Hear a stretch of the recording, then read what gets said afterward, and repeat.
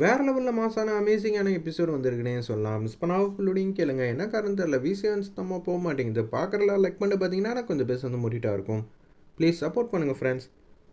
நம்ம கார்த்திலேருந்து எல்லாரும் யோசிச்சுட்ருக்காங்க, என்ன நடந்தாலும் இந்த வாட்டி நடக்க வேண்டியது எல்லாம் நல்லபடியாக நடக்குங்கிற மாதிரி யோசிக்கிறப்ப பரமேஸ்வரிக்கு ஒரு தகவல் வந்து கிடைக்கிது, கார்த்திக் இது மாதிரி பிரச்சனையில் இருக்காருன்னு.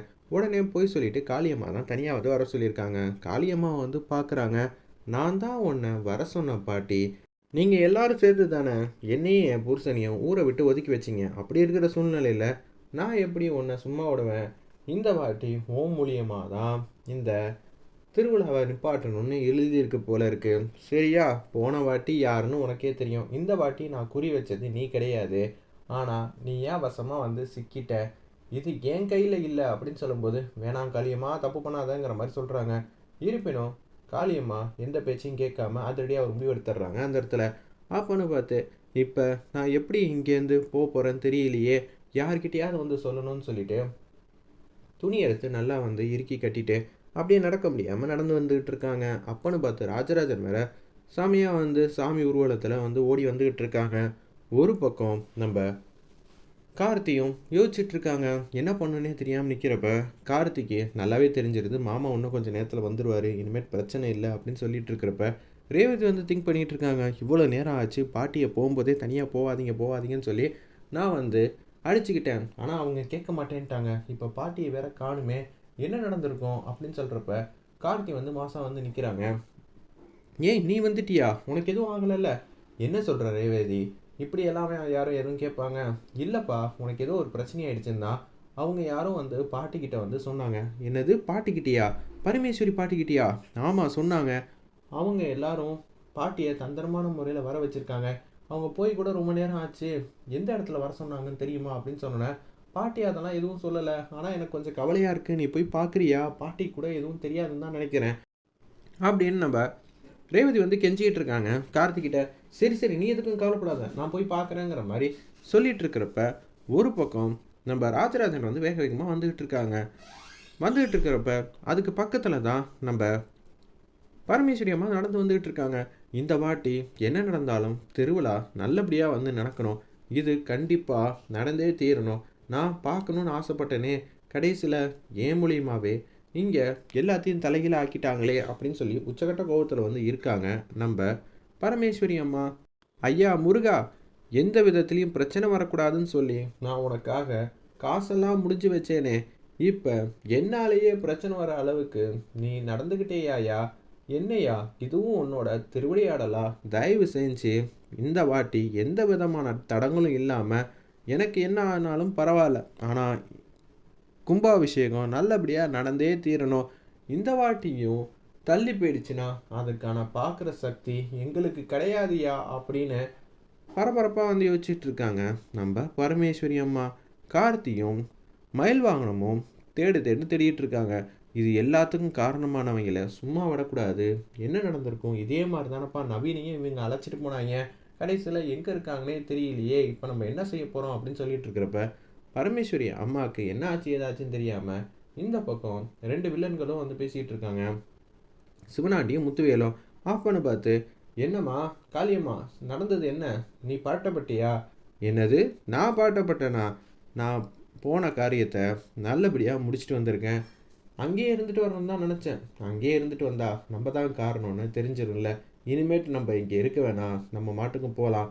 இல்லை காளியம்மா, நம்ம இங்கேருந்து டக்குன்னு போயிட்டா யார் போனாங்க என்ன போனாங்கன்னு வந்து தெரிஞ்சுக்கிட்டு அவங்கெல்லாம் யோசிப்பாங்க, அதனால் கண்டிப்பாக நம்ம இங்கே தான் இருக்கணும், இங்கே தான் இருந்தாகணும், நீ எதுக்கும் கவலைப்படாத, நம்ம பார்த்துக்கலாங்கிற மாதிரி சொல்லிவிட்டு சரி சரி கூட்டத்தோட கூட்டமாக வந்து போய் நிற்போன்னு சொல்லிட்டு அப்படியே அவங்க எல்லாரும் வந்து வேறு பக்கம் திருவிழாவில் வந்து கலந்துக்கிட்டு இருக்காங்க.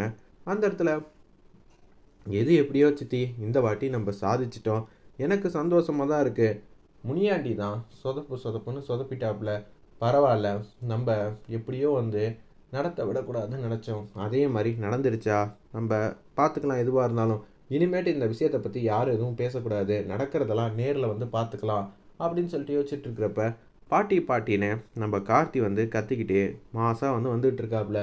ஒரு பக்கம் ராஜராஜனும் வந்து அப்படியே வந்து பார்க்குறாங்க, ஐயா ராஜராஜா, எனக்கு ஒரு சத்தியம் பண்ணி குடியா அப்படின்னு சொல்லிட்டு சாமிக்கிட்ட வந்து பேசுகிறாங்க.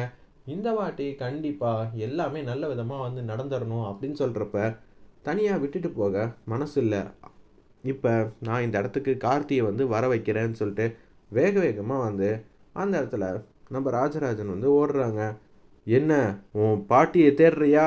உன் பாட்டி எங்கே இருக்காங்கன்னு நான் உனக்கு சொல்கிறேன் அப்படின்னு சொல்லிட்டு, என்னப்பா மாமா வந்து என்னென்னமோ சொல்லிட்டு இருக்காரு அப்படின்னு சொன்னோன்னே, அமைதியாக இருங்க மயில் வாகனம், சொல்லுங்க அப்படின்னு சொன்னோன்னே, கிழக்கால போ, இங்கேருந்து 1/2 கிலோமீட்டரில் தான் உங்கள் பாட்டி இருக்கா, அங்கே போய் பார்த்தனா கண்டிப்பாக நீ அவங்கள பார்க்கலாம். உன்னோட உதவி இப்போ அவங்களுக்கு ரொம்பவே அவசியமாக தேவைப்படுது தேவைப்படுது அப்படின்னு கத்திட்டு அங்கேருந்து வந்து வேக வேகமாக வந்து போயிட்டுருக்காங்க. என்னது, கார்த்தியும் மாமாவும் போய் ரொம்ப நேரம் ஆச்சு, இன்னமும் வந்து எந்த விதத்துலேயும் வந்து பாட்டியை வந்து கூட்டிகிட்டு வரலையே, பாட்டிக்கு என்ன ஆச்சுங்கிற மாதிரி யோசிச்சுட்டு இருக்காங்க. அந்த இடத்துல நம்ம ரேவதியிலேருந்து எல்லாரும் வந்து திங்க் பண்ணிக்கிட்டு இருக்காங்க. ஒரு பக்கம் என்னப்பா இவர் உதவியெல்லாம் தேவைப்படுதுங்கிறாங்க, இங்கேருந்து கிழக்கால 500 மீட்டர் போகணுன்னு சொல்கிறாங்களே, வாப்பா வந்து ஈஸ்ட் ஃபேஸில் வந்து போவோன்னு சொல்லிட்டு வேக வேகமாக வந்து ஓடிக்கிட்டு இருக்காங்க.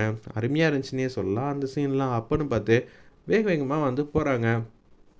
யாரும் இங்கே வரமாட்டேன்ட்டாங்களேன்னு சொல்லிட்டு பாட்டி மாட்டுக்கும் அப்படியே வந்து உட்காந்துட்டாங்க. அந்த இடத்துல அவங்களால அதுக்கு மேலே வந்து நடக்கவே முடியல. யாரும் வரமாட்டிங்களா வரமாட்டிங்களா அப்படின்னு சொல்கிறப்ப, முருகா என்னப்பா நீ இப்படி ஒரு சோதனையை வந்து கொடுக்குறியே, இந்த சோதனையும் நான் தாங்கிக்கிறேன் அப்படின்னு பாட்டி வந்து பேசிகிட்டு இருக்காங்க. என்னென்னமோ வந்து எல்லாரும் சொல்கிறாங்களே, சுற்றி நடக்கிறவங்க எல்லாரும் என்ன சொல்ல போகிறாங்கன்னு தெரிலன்னு சொன்னோன்னே, நம்ம கார்த்தி இருக்கார்ல, அவர் வேக வேகமாக போய் பாட்டி வந்து பார்க்குறாங்க. பார்த்ததுக்கப்புறம் தான் அவங்களே வந்து சூழ்நிலையை புரிஞ்சுக்கிறாங்க. பாட்டிங்கிற மாதிரி பேசுகிறப்ப, இப்போதைக்கு என்ன செய்கிறதுனே தெரியல, பாட்டியை கொண்டு போய் ஒரு இடத்துல வந்து சேர்ப்போம்ப்பா அப்படின்னு சொன்னோன்னே, மயில் வாகனம் வண்டி எடுத்துகிட்டு வரேன், நீ கொஞ்சம் பார்த்துக்கன்னு சொல்லிட்டு வேக வேகமாக புத்திசாலித்தனமாக மயில் வாகனம் ஓடி போய் ஒரு பெரிய வண்டியை வந்து எடுத்துகிட்டு வந்துடுறாங்க. காரை யாருக்கும் தெரியாமல் வந்து காரை வந்து நிப்பாட்டுறாங்க. நிப்பாட்டினோன்னே அப்படியே வந்து ரேவதி கிட்ட வந்து சொல்ல முடியல என்ன நடக்குது ஏது நடக்குதுன்னு. யார்கிட்டையும் சொல்லி நேரத்தையும் விரயமாக்காமல் மயில் வாகனம் வண்டி எடுத்துகிட்டு வந்துட்டாரு சட்டுன்னு 5 நிமிஷத்துக்குள்ளேயே. உடனே கார்த்தி வந்து பார்க்குறாங்க, பாட்டி இப்படி இருக்காங்களேன்னு சொல்லிட்டு அப்படியே வந்து வண்டியில் தூக்கி வைக்கிறாங்க. வேக வேகமாக நம்ம மயில் வாகனம் வந்து வண்டி ஓட்டிகிட்டு இருக்காங்க. ஓட்டிகிட்டு இருக்கிறப்ப, எனக்கு தெரிஞ்சு நிச்சயம் இது எல்லாத்துக்கும் காரணம் அவங்க தான்ப்பா, இங்கே சும்மா விடக்கூடாது அப்படின்னு சொல்கிறப்ப, எனக்கு தெரிஞ்சு கார்த்தி நான் இவங்களை பார்த்துக்கிறேன், நீ வந்து இந்த குடும்பத்தை வந்து பார்த்துக்கிறியா, நம்ம இங்கே போனதுக்கப்புறமேட்டுக்கு ஏதாவது பிரச்சனை ஆயிடுச்சுன்னா நிச்சயம் இனிமேட்லாம் எதுவும் நடக்காது, எல்லோரும் கோயிலில் தானே பத்திரமா இருக்காங்க, நம்ம முடிவு பண்ணிக்கலாம். ஆல்ரெடி நம்ம எல்லாரையும் வந்து அடித்து ஓட விட்டதுனால இப்போ பாட்டிக்கு என்னோடய உதவி கண்டிப்பாக வந்து தேவைப்படும், அதனால் நான் கண்டிப்பாக வந்து தான் ஆகணும்னு சொன்னோன்னே, சரிப்பான்னு சொல்லிட்டு காரை ஓட்டிகிட்டு வேக வேகமாக மாதம் ஒரு இடத்துக்கு வந்து போகிறாங்க. அங்கே நடந்ததெல்லாம் வந்து சொல்லிக்கிட்டே இருக்காங்க. உடனே என்னப்பா நீங்கள் இப்படியெல்லாம் வந்து சொல்லிகிட்டு இருக்கீங்களே, இதை என்னால் எப்படி வந்து ஹேண்டில் பண்ண முடியும்னு தெரியல அப்படின்னு அங்கே இருக்கிறவங்களாம் சொன்னோன்னே, என்ன சார் இப்படியெல்லாம் பண்ணுறீங்க, இப்போ என்ன அதிகாரிங்க பேசணும் அவ்வளோதானே அப்படின்னு சொல்லி கேட்ட உடனே, ஆமாம் தம்பி, சரி இப்பயே பேசுவாங்கன்னு சொல்லிட்டு, உனக்கு தான் ஒரு தெரிஞ்ச நண்பர் இருப்பாரேப்பா, அவருக்கு ஃபோன் அடித்து சொல்லுங்கிற மாதிரி மயில் வாகனம் வந்து சொல்லிகிட்டு இருக்காங்க. ஒரு பக்கம் இது எல்லாத்தையும் நினச்சி யோசிச்சுட்டு இருக்காங்க நம்ம காளியம்மா. எது எப்படியோ முன்னமும் பாட்டிக்கு என்ன நடந்துச்சுன்னு யாருக்கு எதுவும் தெரியல, சந்தோஷம்தான் சொல்கிறாங்க.